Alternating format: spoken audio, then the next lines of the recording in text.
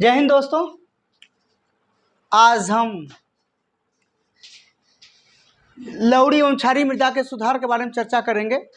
लवड़ी मृदा और क्षारीय मृदा क्या होती है, हम पिछली वीडियो में इसकी चर्चा कर चुके हैं। आज हम इसके सुधार के बारे में चर्चा करेंगे। इसकी सुधार कैसे होती है, अगर हमारी मृदाएं लवड़ी और क्षारीय हो जाएं तो उसको हम किस विधियों द्वारा सुधार कर सकते हैं। दोस्तों, तो हम बताते चलें कि लवड़ी मृदा के सुधार के लिए अमूमन हम 3 विधियाँ प्रयुक्त करते हैं। पहला भौतिक, दूसरा रासायनिक, तीसरा जैविक विधि।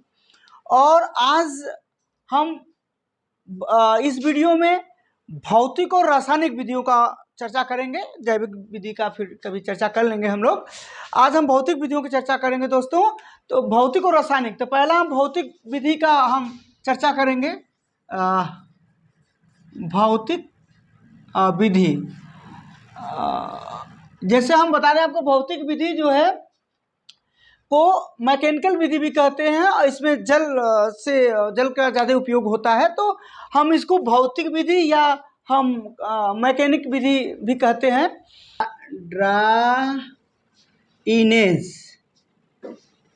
ड्राइनेज, देखिए इतने विधियों द्वारा हम भौतिक विधि है।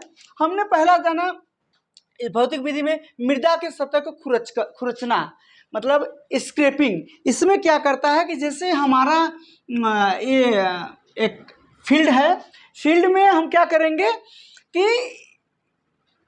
पूरे फील्ड का 15 से ऊपरी सतह का 15 से 30 सेंटीमीटर 15 से 30 सेंटीमीटर की जो ये मृदा होती है, हम उसको क्या करते हैं, खुरच करके एक खेत से क्या कर देते हैं, बाहर निकाल देते हैं। खुरच करके खेत से बाहर निकाल देते हैं। ये 15 से 30 सेंटीमीटर के गहराई तक हम निकालते हैं। और ये है तो सरल विधि, बट ये बहुत खर्चीली विधि है और परमानेंट ये उपाय नहीं होती है। नेक्स्ट हम करेंगे खाई खोदकर। खाई खोदकर मतलब ट्रेंचिंग। इसमें क्या होता है कि हम फील्ड को इस प्रकार से व्यवस्थित करते हैं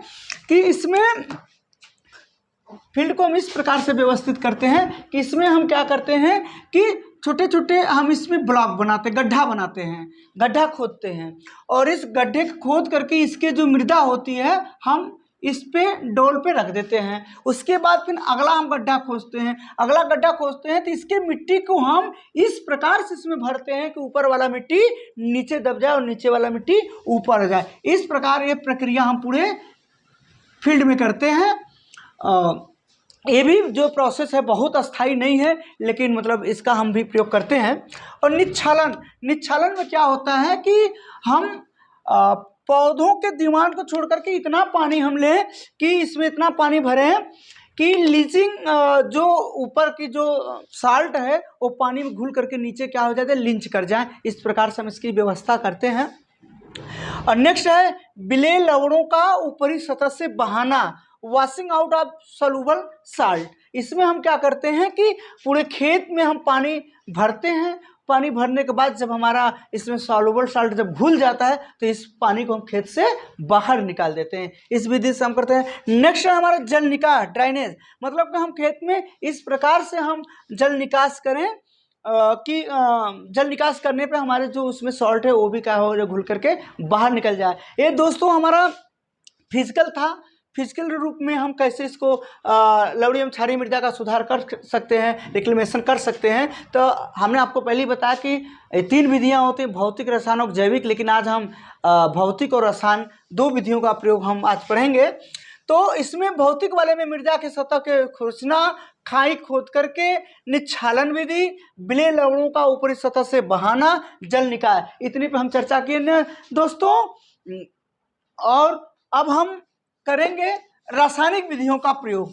तो हम रासायनिक विधियों का हम प्रयोग करेंगे कि किस तरह से हम रासायनिक विधि द्वारा जो है कि लवड़ी एवं क्षारीय मृदा को हम सुधार सकते हैं। तो पहले हम एक बात बता दें आपको दोस्तों, जहाँ लवड़ी और क्षारीय मृदा की बात हो वहाँ पे सिर्फ हम रासायनिक विधि की बात करते हैं। लेकिन लवड़ी मृदा को जो है किसी भी रासायनिक विधि द्वारा सुधारा नहीं जाता है।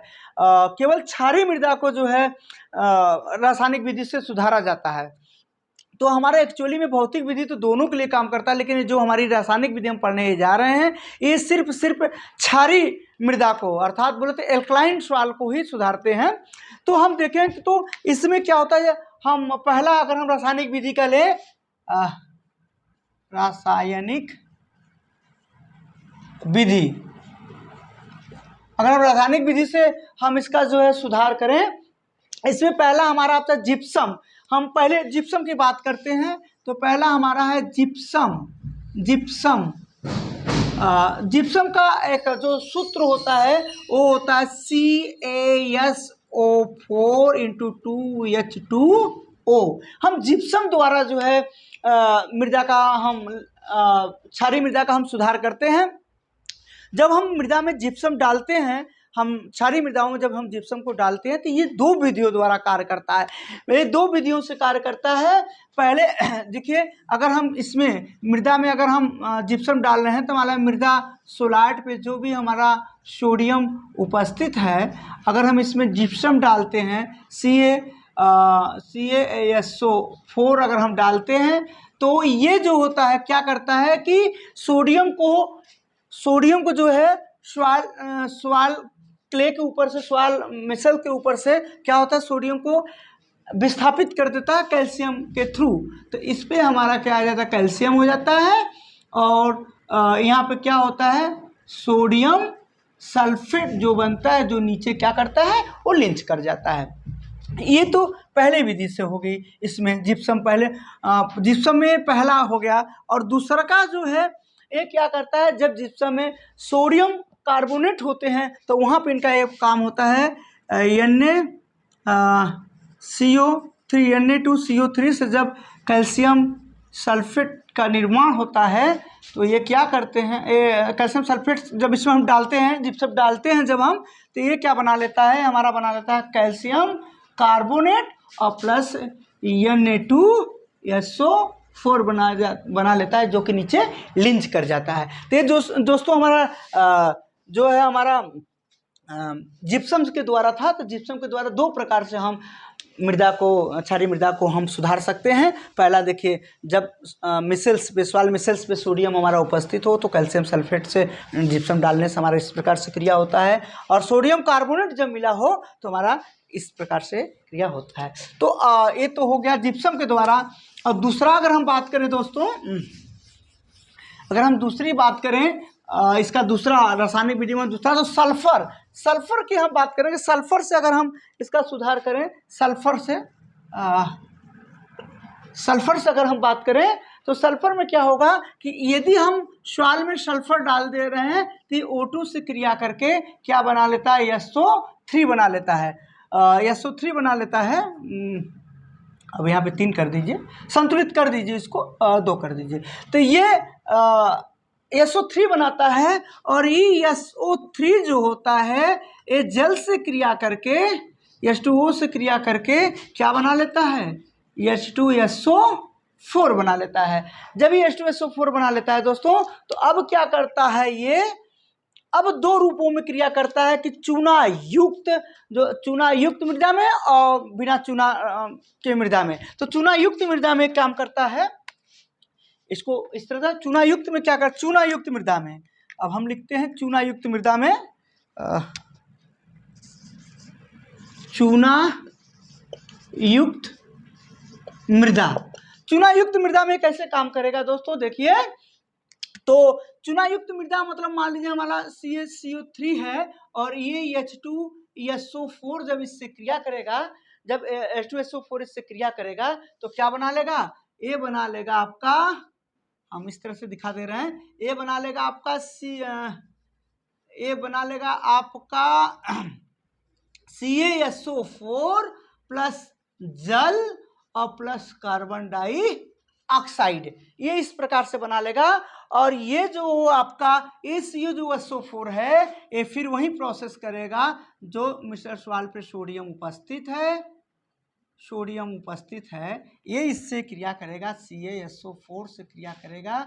तो क्या बना लेगा, मिसल्स पे जो सॉइल मिसल्स है इस पे क्या कैल्शियम आ जाएगा और ये Na2SO4 क्या होगा, लिंच कर जाएगा नीचे। ये हो गया। और चूना रहित वाले में जगह, ये तो चूना ये चूना युक्त मृदा किससे हो गया। अब चूना रहित की अगर बात करें हम दोस्तों, तो चूना रहित वाले में क्या कर लेगा, ये करेगा, हम इसको डिलीट कर देते हैं पूरा।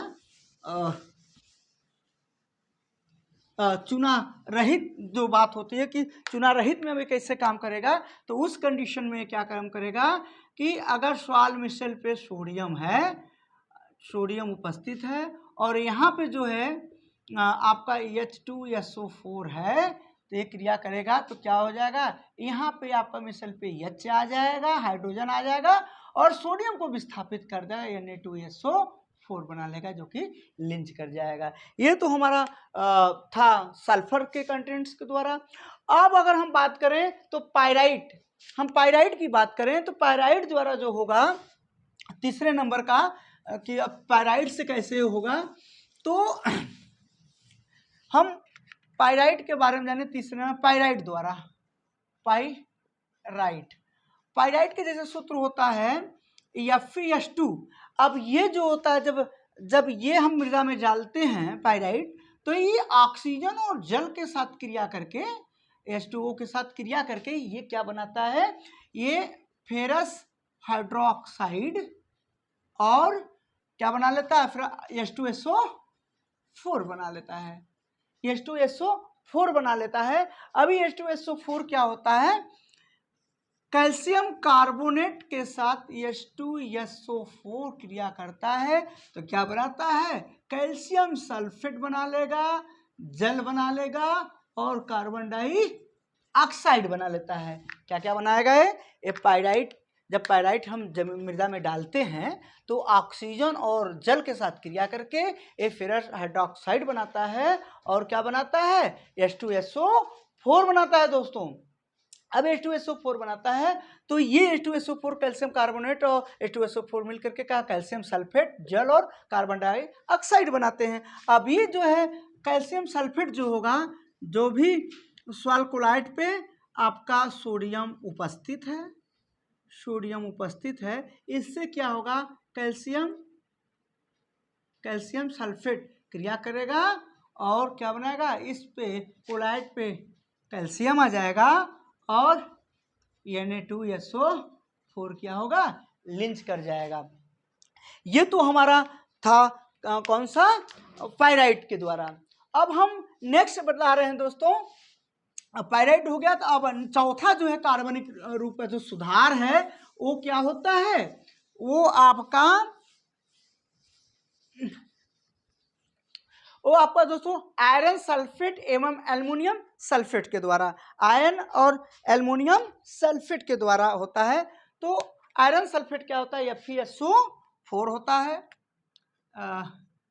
FeSO4 आयरन सल्फेट हो गया। और जब हम मृदा में मिलाएंगे, हम जब जल से क्रिया कराएंगे इसका, तो क्या बना लेगा ये FeO का ट्वाइस, और फिर क्या बना लेगा आपका H2SO4 बना लेगा। उसी तरह एक आप अगर जान जाते हैं तो सेम सारा रिएक्शन एक ही प्रकार का है, बस थोड़ा सा आपको समझना होता है। अब फिर क्या होगा, ये अब फिर कैल्शियम कार्बोनेट के साथ H2SO4 जब क्रिया कराएंगे, तो आप जानते हैं क्या बना लेगा, कैल्शियम सल्फेट बनाएगा, जल बनाएगा, और कार्बन डाइऑक्साइड बना लेगा। और ये आपका कैल्शियम जो सल्फेट होता है, ये जो मिसल्स पे सब रिएक्शन एक ही जैसा है, केवल आपको समझना है। और यहाँ पे जब हम SO4 बनाएंगे, तो सेम वही बनाएगा, आपका क्या बना लेगा, सॉइल मिसल्स पे कैल्शियम आ जाएगा, और यहाँ पे Na2SO4 क्या हो जाएगा, लिंच कर जाएगा। तो दोस्तों ये था लवड़ी एवं क्षारीय मृदा का सुधार। तो मैं लवड़ी और क्षारीय मृदा का मैं सुधार के बारे में मैं फिर से एक बार आपको बता दूं कि लवड़ी और क्षारीय मृदा को सुधारने के लिए इनके 3 विधियों से इनको सुधारा जाता है। पहला विधि जो है आपका वो भौतिक विधि है, फिर रासायनिक विधि है, फिर जैविक विधि है। तो वीडियो लंबा हो जाएगा, इसलिए से मैं पहले भौतिक और रासायनिक विधि आज बता देता हूँ। जैविक विधि का नेक्स्ट दिन चर्चा होगी। तो मैं फिर से एक बार बता दूं आपको कि भौतिक विधि अगर लेके चलें, तो भौतिक विधि में क्या 4-5 बात होती है, 5 बात होती है। पहला क्या होता है कि उसके जो खेत की जो लवण युक्त मृदा आपका खेत है, फील्ड है, उसके क्या होते हैं ऊपरी परत को खुरचा जाता है। खुरच करके क्या होता है, उसको खुरच करके वो खेत से उस मृदा को बाहर निकाल देते हैं और खुरचन जो होता है 15 से 30 सेंटीमीटर तक हम खुरच सकते हैं। ये तो है बहुत सरल विधि, बट ये बहुत खर्चीला विधि है। नेक्स्ट है कि आपका खाई खोद करके हम पूरे फील्ड में इस प्रकार से खाई खोदते हैं कि एक खाई का मिट्टी दूसरे खाई में हम इस प्रकार से उसमें डालते हैं कि ऊपर वाला मिट्टी नीचे चला जाए और नीचे वाला मिट्टी ऊपर हो जाती है। कुछ दिन के लिए ये भी जो है कारगर होती है, कुछ दिन के लिए। और निच्छालन हम लिंच करके द्वारा हमको मतलब उसमें इतना पर्याप्त पानी दें कि फसलों को मांग से अधिक इतना पर्याप्त पानी दें कि वो क्या होता है कि लवण को क्या होता है पानी में घोल करके जो रूट जेन होता है, जो पौधों का रूट होता है, उसके नीचे लेकर के चला जाए। और आपका फिर बिले लवणों को बहाना, मतलब इतना पानी भर दें कि हम उसके लवण को क्या करते हैं, जब वो पानी में घुल जाए तो उसको खेत से बाहर निकाल दें। लेकिन इस सब विधियों में लिंचिंग में हो गया और लवणों को बहाना हो गया, इस सब में क्या होता है कि पानी के हमको बहुत अधिक आवश्यकता पड़ती है। तो ये विधि हम वहीं अपनाते हैं जहाँ के पानी की अधिकता हो या हमको आसानी से पानी मिल जाए। और फिर जल निकास ड्राइनेज जो है, जल निकास हम इस तरह से अपने खेत का व्यवस्था करें, इस तरह से व्यवस्थित करें कि उसमें जल निकास होता रहे, जिससे कि उसमें लवण इकट्ठा ना हो, घुल करके खेत के बाहर जाते रहे। फिर रासायनिक विधि में आपको मैं बताया, रासायनिक विधि में मैं आपको पायराइट की मैं बात बताया हूँ, और मैं आपको पायराइट के साथ मैं आपको जिप्सम की मैं बात किया हूँ, आयरन सल्फेट में एल्युमिनियम सल्फेट की मैं बात किया हूँ। दोस्तों मैं ये सब बात किया हूँ। मैं फिर भी एक बार जिक्र कर दूँ आपको, लवड़ी एवं क्षारीय मृदा में लवड़ी मृदा का भौतिक विधि लवड़ी और क्षारीय दोनों का सुधार होता है, लेकिन जो रासायनिक सुधार होता है वो सिर्फ क्षारीय मृदा का, एल्कलाइन मृदा का सुधार होता है। तो दोस्तों इस वीडियो को मैं यहीं समाप्त करता हूँ, और अगर आपको ये वीडियो अच्छी लगे, पसंद हो, तो आप वीडियो को लाइक करिए, सब्सक्राइब करिए। तब तक के लिए धन्यवाद।